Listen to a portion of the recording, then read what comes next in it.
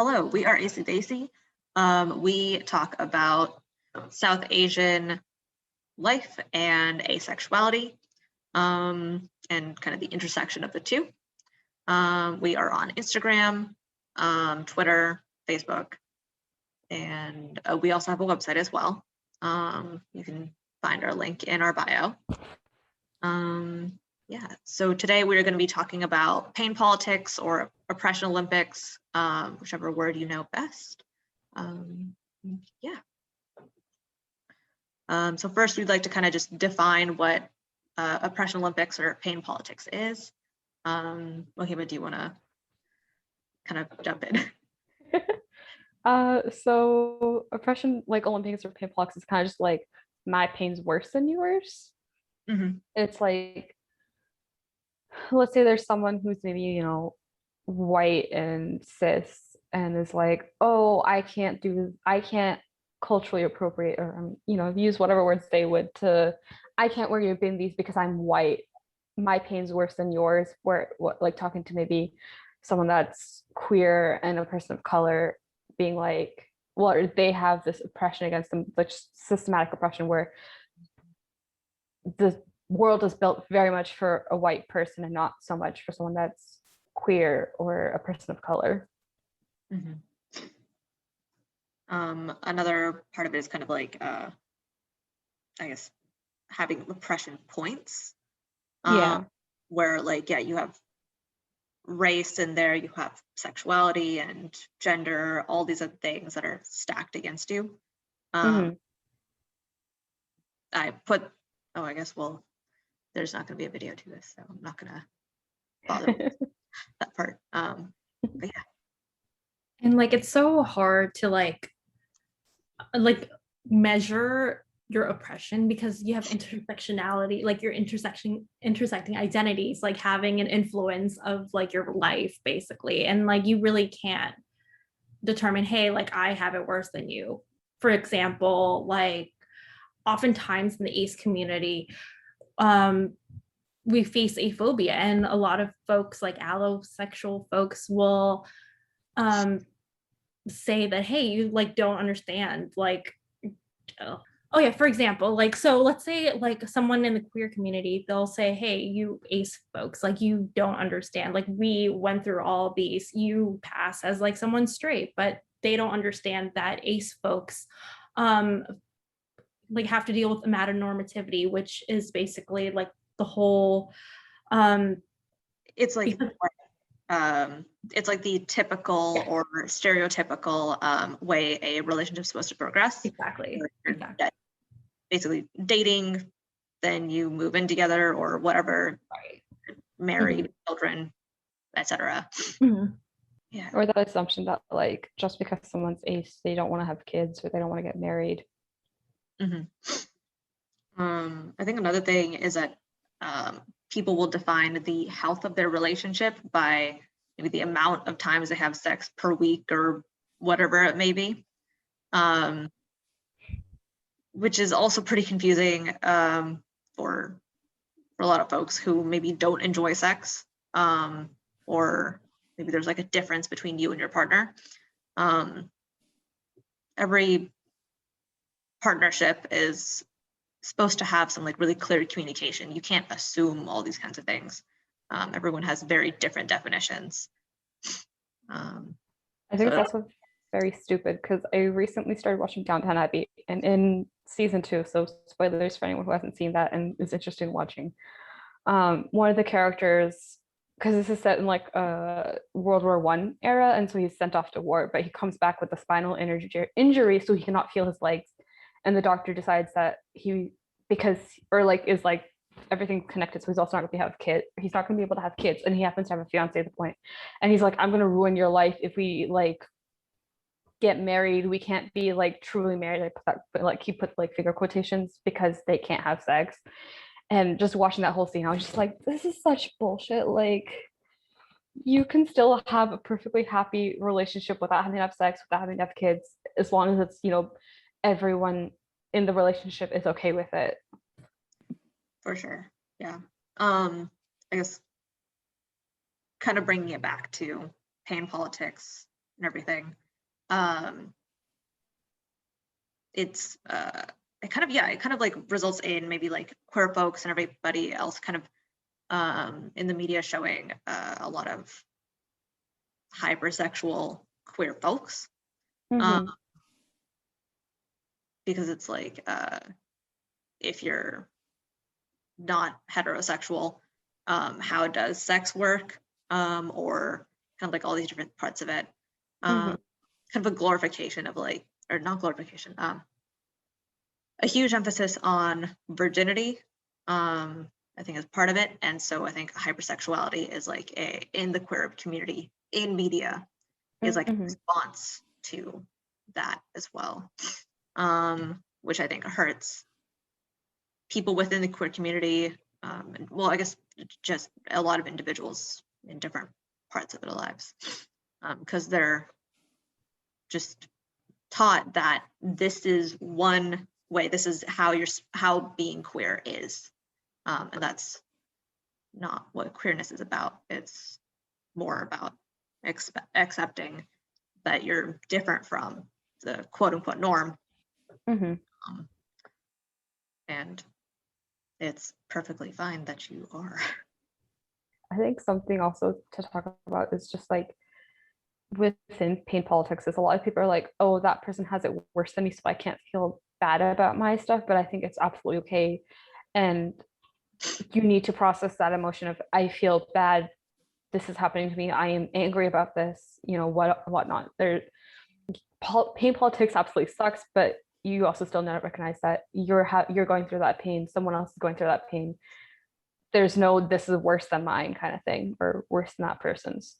Definitely. I think something that the ACE community really has to fight against with pain politics is how like a lot of issues within the ACE community are just like infantilized and invalidated because they're like, oh, your struggles aren't as bad. So it's just a lot of even like for having the movement progress is even just to put in all this effort to even make ourselves be taken seriously.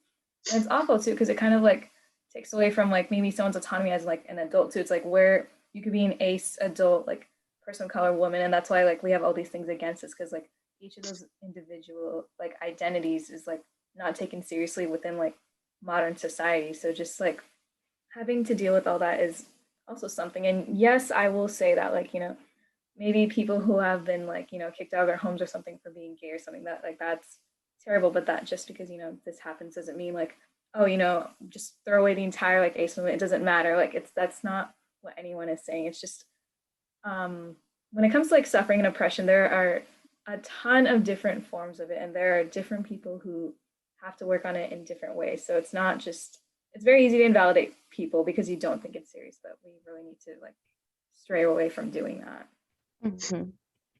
And like one thing about like asexuality being like very invisible is that people now still today think that asexuality is like a mental illness, and it was just only like since 2013 it was taken off from the DSM.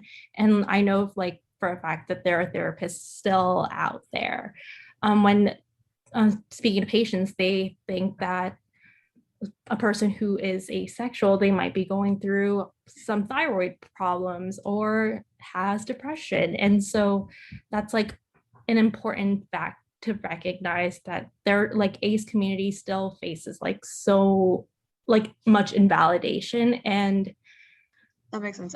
Speaking of kind of like the medical side of things, I think it's kind of interesting when doctors ask you what's your pain level on a scale of like 1 to 10, like 1 being the least, 10 being the most. They're using a very relative scale. Like your personal 1 could be very different from somebody else's 1. And so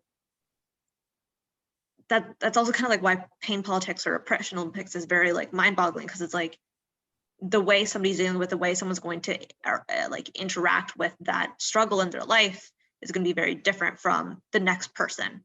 And it just, we need to have more sensitivity amongst ourselves, a little bit more empathy, kind of to see that like one's pain is bad for them, not kind of compare it to yourself, because we've all lived very different lives. I think that being said, like it's not just kind of like you focus only on their pain and kind of see like, oh yeah, they're like this, they're constantly like, you know, thought and everything. We have to have empathy for themselves, but we also have to acknowledge like our own stuff. So kind of know what your privileges are, know what your disadvantages are, see how those are actually affecting your life. And just, it's a fun balancing act. Yeah. I mean, not fun. One thing to add on to that about like pain politics and stuff. So like I know some people who are especially like white queers and stuff, they won't take their own criticism because they're like, oh, you know, I'm also discriminated against. So I can't possibly be like aphobic or racist and stuff. So it's like because they do have, or they are oppressed, they don't always feel the need to kind of like look within themselves and see their own privilege.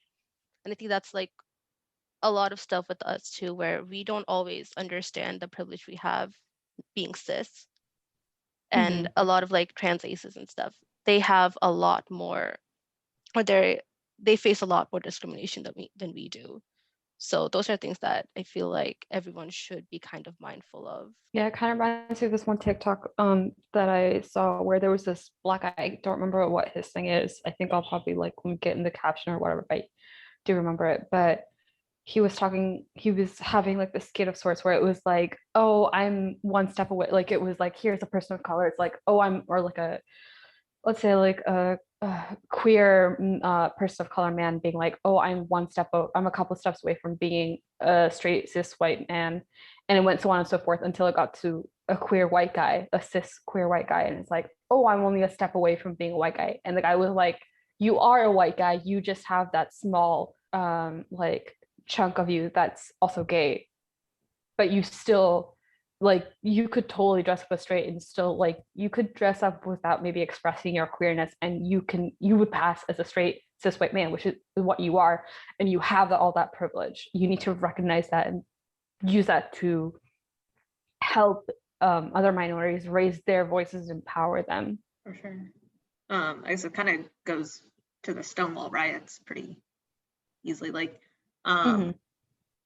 Stonewall riots were started by a trans Black woman, women and other women, not cis white men, but pride seems to be kind of something that's loudly kind of discussed or loudly kind of celebrated by mostly cis white men, or I guess cis queer men, in depending on kind of what parts of the cultures you're in.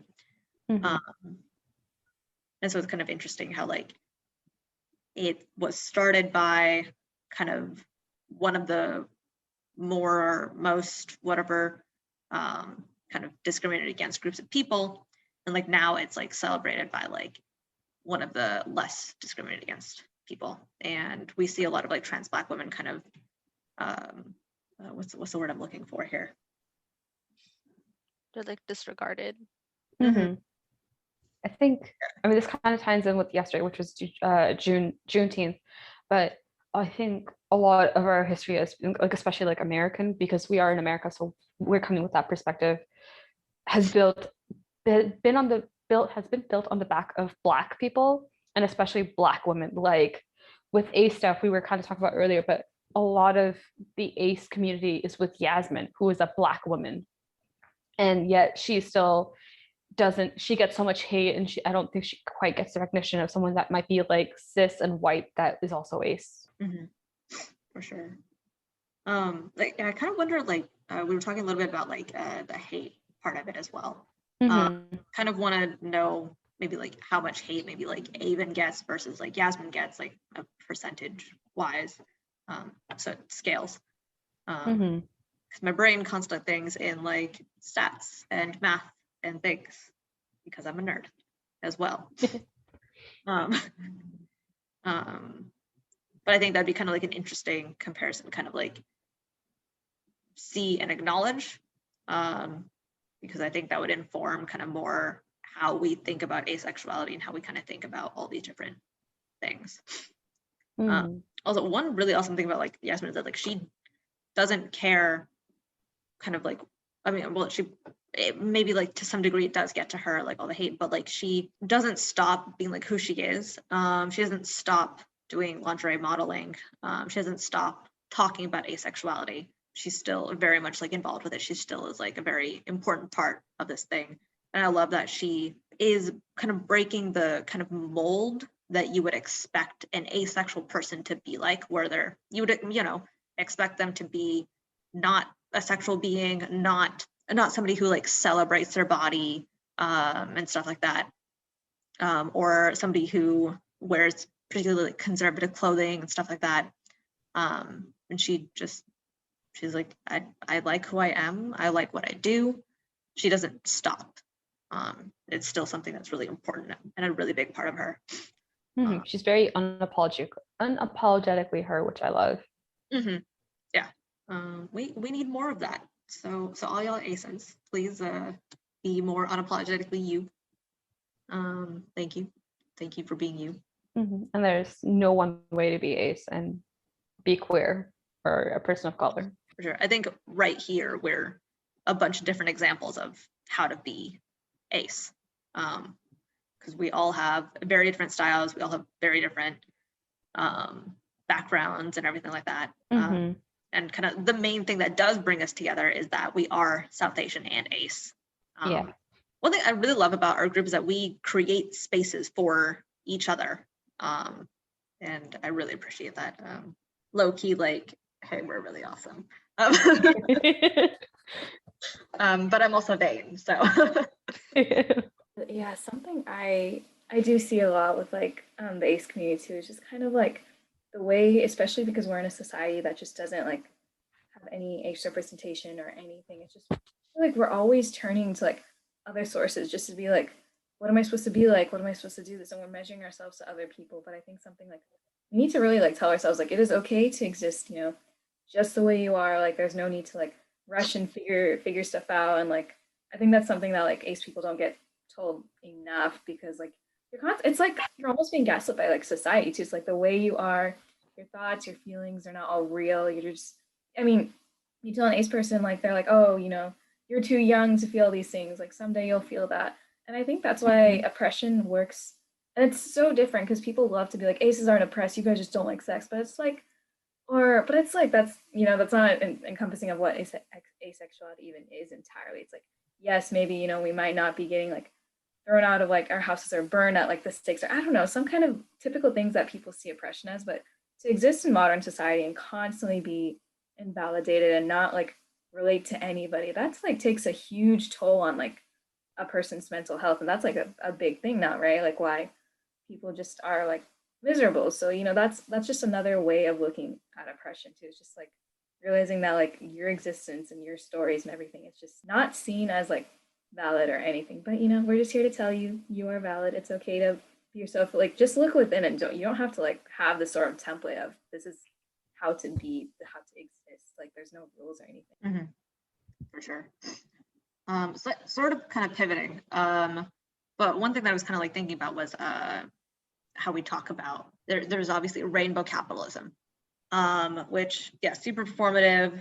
It's mostly a bunch of companies. For those who don't know, rainbow capitalism is a lot of companies profiting off of pride. And so like for June, they'll like have products that just have a bunch of rainbows on them. They'll kind of just be like, oh yeah, we support queer people, but then like not really do anything to actually support queer people.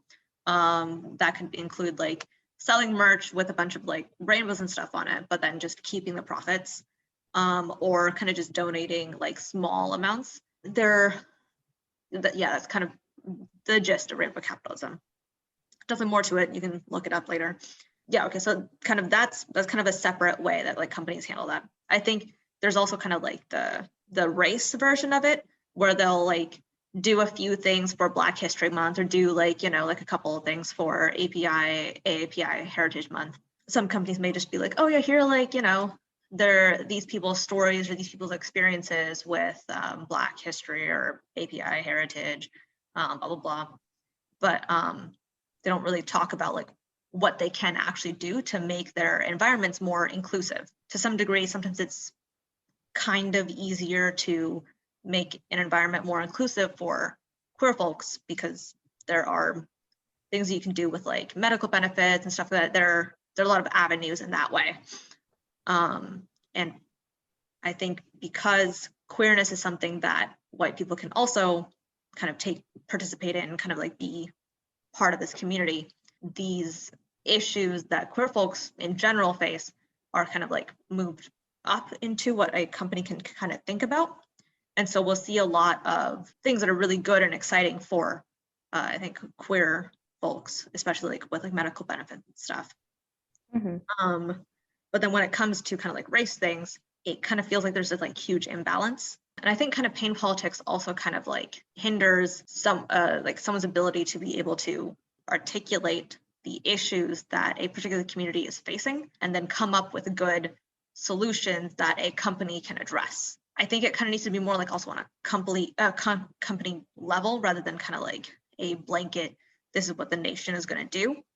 Every company is going to be different, and the issues are going to be nuanced accordingly.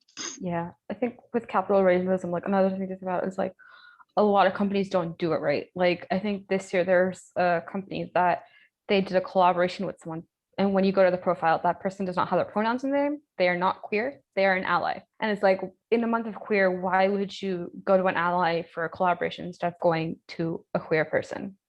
And with capitalism, I think with capital rainbowism, it's very much for show and what's digestible, rather than bringing queer people on board or bringing people of color into your company, hiring them.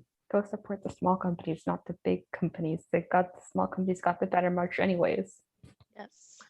That's true. I think that's actually kind of funny. It's like larger companies, they have more resources to be able to create better merch, but then it's like smaller companies that actually like tend to have better merch. Smaller companies, they don't have as much like of a following or recognition. So in order to get funding or merch or whatever, they put in more effort into their merch. So that way it's like, oh yeah, look at this like actually like really cool thing and not just like the brand. Small companies care, well, big companies don't. Like big companies won't credit. If they do, I think there's a couple that like, even if they do collaborate with someone who is a person of color or queer, they will not give them the proper recognition, or they will just steal their work. That's really dumb. And it's also good to keep in mind that like big corporations also like use like labor from international like countries and like abuse workers just to get their products out. So I think what we need to do is like be more cognizant of like where we put our dollars. So like vote with our dollars, like the big phrase that we need to keep in mind. And that does also come with like a little bit of privilege in there, or for different people, some amount of privilege to be able to vote with your dollars. Places like Walmart are going to make it really, really easy for a lot of families to actually be able to get their needs. But maybe a smaller business, or I don't know, a Trader Joe's. I don't know how great Trader Joe's is in the grand scheme of things, but maybe a place like Trader Joe's is going to have better business practices or something. And so if you do have the means to vote with your dollars, then yeah, go ahead and do that. That's like kind of the easiest thing that you can do. There's a lot of privilege being able to vote with your dollars. Like with having that money to go somewhere more expensive to support a small business or a company that's better with their business practices. There's privilege within like your size if you're shopping for clothing, where like a lot of people can just go to a Target and shop. On the other hand, people like, I can't always necessarily shop at a Target like Torrid or something, or I've got to go online to find sizes that fit me and stuff that I like. Like I know a lot of Black people have to go to like Shein just because it's a cheap place to get fashionable clothing that's not all just florals and bulky stuff, where I know a lot of people are like, don't do that, but you need clothes and there's only so much choice we have and so much money we have to spend. For sure. Yeah. It's hard to rely on capitalism too to just like, push forward all these like queer movements or whatever, because at the end of the day they're just about making money. So like even all this stuff, it's just because it looks good and appeals to people. So they're really just trying to get your money. And it's like, when are we ever gonna have like diversity, equity, inclusion like be this like profitable thing, like truly, like it's just, oh no, there's like so much not humanistic, so it's hard. Major like last thoughts about pain politics and maybe like how that's personally affected you or different things that you've seen. I think the way you recognize like your own levels of oppression, also recognize your levels of privilege too, especially for people who are like, cisgender, like able-bodied, like neurotypical, just like all those, because those are very small things that like maybe we might forget because society's focused on like the big things like race, gender, and like sexual orientation, which like that's not like to invalidate those at all, but it's just like look to see where you can also help out too as well. Be an ally to everyone, whatever minority they are. Be a voice in ways. Help those people bring their voices when you have that privilege. Definitely. I think that kind of goes to like understand what power you have. And I think there are a lot of unexpected ways that you can harness your power. One interesting thing that I see with a lot of BLM protests and stuff is that these are a lot of leaders, that they have like a lot of leaders who understand their own power through that's probably some combination of understanding what their disadvantages are, but also understanding what privileges they have to be able to become leaders of their of like the community that they're in. And I think they're kind of like a really good example of like how to harness what's in you already. And to add to like the understanding your own privilege kind of thing, I think some people also forget that where you are is also like a form of privilege. Like us being in America, like us being queer people in America, we have so much more privilege than we would have if we were like still back home. So like understand that too. And I feel like a lot of the times like queer activism and stuff is very like US centric and Eurocentric, and also kind of like try to understand how people like it looks different in other countries. Yeah, like we get the privilege of having all these queer books and queer pieces of media that get censored in places like China, or they don't get translated into a language that's a language you could read, because even speaking English is a privilege. Like I was just watching this TikTok the other day and I was reading through the comments because the guy was talking about how there's some sapphic bullshit going on in the book world about people not wanting sapphic world or not relating to sapphic books, but they're absolutely able to enjoy to like male living male books. One of the person was talking about how they live in Spain, and the thing is in Spain it's easier and more popular for male living male books to get translated versus sapphic books to get translated. That's interesting. That makes sense. And some countries don't even get any translations for queer work. Like they just don't get anything. That kind of, I guess, it reminds me a little bit of the Instagram account Nepali Aces.